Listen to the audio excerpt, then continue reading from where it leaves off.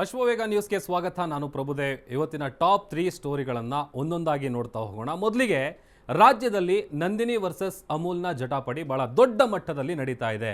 ಈ ಹಿಂದೆ ಸೇವ್ ನಂದಿನಿ ಅಂತೇಳಿ ಕಾಂಗ್ರೆಸ್ನ ನಾಯಕರೇನೆ ಪ್ರೊಟೆಸ್ಟ್ಗಳನ್ನು ಮಾಡಿದ್ರು. ಆದರೆ ಇವತ್ತು ತೆಗೆದುಕೊಂಡಿರುವಂಥ ಈ ನಿರ್ಧಾರದಿಂದ ರಾಜ್ಯದಲ್ಲಿ ಮತ್ತೆ ಆ ವಿಚಾರ ಮುನ್ನೆಲೆಗೆ ಬಂದಿದೆ.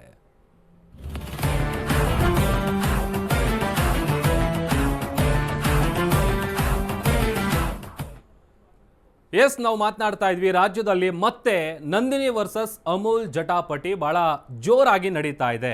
ಯಾಕೆ ಅಂತ ಅಂದ್ರೆ ಅದಕ್ಕೆ ಕಾಡ್ತಾ ಇರುವಂತ ಪ್ರಶ್ನೆ, ನಮ್ಮ ಮೆಟ್ರೋಗೆ ನಂದಿನಿ ಬ್ರ್ಯಾಂಡ್ ಬೇಡವಾಯ್ತಾ ಅನ್ನುವಂತ ಪ್ರಶ್ನೆ ಮೂಡ್ತಾ ಇದೆ. ಈಗ ಮತ್ತೆ ನಂದಿನಿ ವರ್ಸಸ್ ಅಮೂಲ್ ಜಟಾಪಟಿ ತಾರಕಕ್ಕೇರುತ್ತಾ ಇದೆ. ಬೆಂಗಳೂರಿನ ಮೆಟ್ರೋ ನಿಲ್ದಾಣಗಳಿಗೆ ಅಮೂಲ್ ಎಂಟ್ರಿ ಕೊಟ್ಟಿದೆ. ಮೆಟ್ರೋ ಸ್ಟೇಷನ್ನಲ್ಲಿ ಅಮೂಲ್ ಮಳಿಗೆಗೆ ಅನುಮತಿ ಸಿಕ್ಕಿದೆ. ಹಾಗಾಗಿ 10 ಮೆಟ್ರೋ ನಿಲ್ದಾಣಗಳಲ್ಲಿ ಅಮೂಲ್ಗೆ ಪ್ರಮೋಷನ್ ಮಾಡುವಂತ ಕೆಲಸ ಆಗ್ತಾ ಇದೆ. ಈ ನಿರ್ಧಾರ ಏನಿದೆ, ಸೇವ್ ನಂದಿನಿ ಅಂತ ಕ್ಯಾಂಪೇನ್ ಮಾಡಿದ್ದಂತ ಕಾಂಗ್ರೆಸ್ ಈಗ ಸೈಲೆಂಟ್ ಆಗಿದೆ. ಯಾಕಂತಂದ್ರೆ ಹಿಂದೆ ಅಧಿಕಾರದಲ್ಲಿ ಇಲ್ಲದಂತಹ ಸಂದರ್ಭದಲ್ಲಿ ವಿಪಕ್ಷ ಸ್ಥಾನದಲ್ಲಿದ್ದಂತಹ ಕಾಂಗ್ರೆಸ್ ಅವಾಗ ಇದೇ ವಿಚಾರಕ್ಕೆ ಸಂಬಂಧಪಟ್ಟಂತೆ ಹೋರಾಟವನ್ನ ಮಾಡಿತ್ತು. ಬಟ್ ಈಗ ಈ ನಿರ್ಧಾರ ಎಲ್ಲೋ ಒಂದ್ ಕಡೆ ವಿರೋಧಕ್ಕೆ ಕಾರಣ ಆಗ್ತಾ ಇದೆ. ಸೇವ್ ನಂದಿನಿ ಅಂತ ಕ್ಯಾಂಪೇನ್ ಮಾಡಿದ್ದಂಥ ಕಾಂಗ್ರೆಸ್ ಸದ್ಯ ಸೈಲೆಂಟ್ ಆಗಿದೆ. 10 ಮೆಟ್ರೋ ನಿಲ್ದಾಣಗಳಲ್ಲಿ ಅಮೂಲ್ಗೆ ಪ್ರಮೋಷನ್ ಮಾಡುವಂಥ ವಿಚಾರವಾಗಿ BMRCLನ ಈ ನಿರ್ಧಾರ ಬಹಳ ದೊಡ್ಡ ಮಟ್ಟದಲ್ಲಿ ವಿರೋಧ ವ್ಯಕ್ತವಾಗ್ತಾ ಇದೆ. ಯಾಕೆ ಅಂತ ಅಂದರೆ, ಗುಜರಾತ್ ಹಾಲು ಒಕ್ಕೂಟದ ಜೊತೆಗೆ BMRCL ಡೀಲ್ ಮಾಡಿಕೊಂಡಿದೆ. ಮೆಟ್ರೋ ನಿಲ್ದಾಣಗಳಲ್ಲಿ ಅಮೂಲ್ ಮಳಿಗೆಗೆ ಅಸ್ತು ಹೊಂದಿದೆ, ಪರ್ಮಿಷನ್ ಕೊಟ್ಟಿದೆ.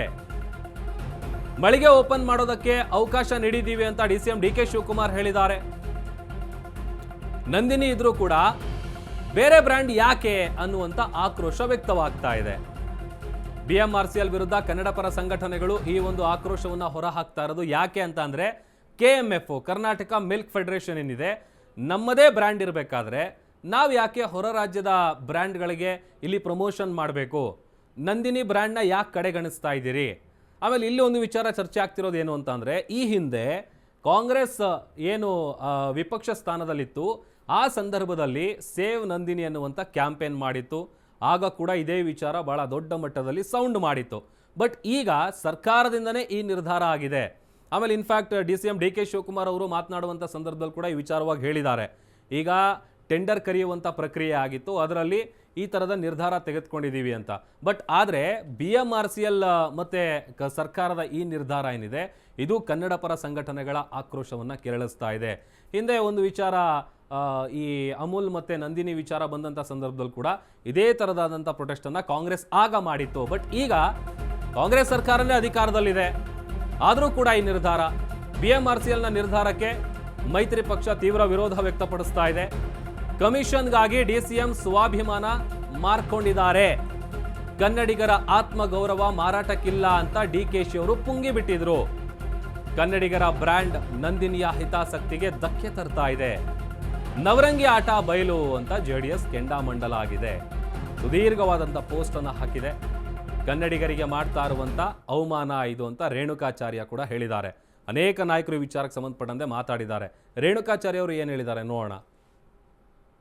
ಹಾಲು, ತುಪ್ಪ, ಮೊಸರು ಮತ್ತು ಸಿಹಿ ಪದಾರ್ಥಗಳನ್ನು ಸೇರಿಸತಕ್ಕಂಥ ನಮ್ಮ ಕರ್ನಾಟಕ ರಾಜ್ಯದ ಅತ್ಯಂತ ಉತ್ಕೃಷ್ಟ ಮತ್ತು ಹೆಮ್ಮೆ ನಂದಿನಿ ಬ್ರ್ಯಾಂಡ್ ಕೇವಲ ಕರ್ನಾಟಕದಷ್ಟೇ ಸಹ ಬೇರೆ ರಾಜ್ಯದಲ್ಲೂ ಬೇಡಿಕೆ ಇದೆ. ಕಾಂಗ್ರೆಸ್ ಸರ್ಕಾರ ಎಲ್ಲವೂ ಕಡೆ ನಮ್ಮ ಕರ್ನಾಟಕ ರಾಜ್ಯದ ರೈತರಿಗೆ